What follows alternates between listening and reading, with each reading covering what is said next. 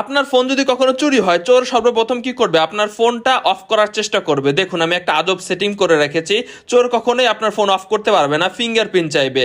আপনার ফিঙ্গারপ্রিন্ট ছাড়া আপনার ফোন কখনোই বন্ধ হবে না।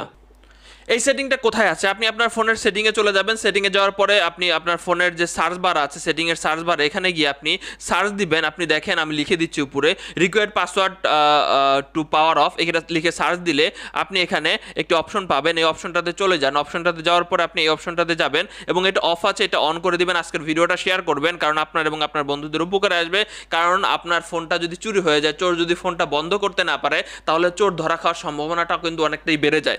দর্শক শ্রোতা, এখন যদি চোর আমার ফোনটা চুরি করে, তাহলে কিন্তু আমার ফোনটা আর অফ করতে পারবে না। দেখতে পাবেন যে এখানে কিন্তু ফিঙ্গারপ্রিন্ট চাইবে। চোরের ফিঙ্গারপ্রিন্ট দিয়ে কাজ হবে না, আমারই ফিঙ্গারপ্রিন্ট প্রয়োজন হবে। আপনার ফোনের সেটিং এই অপশনটা আছে কিনা কমেন্ট বক্সে অবশ্যই লিখবেন। আপনার ফোনটা আপডেট রাখুন। ফোন কোম্পানিগুলো আস্তে আস্তে সব ফোনেই কিন্তু এই সেটিংটা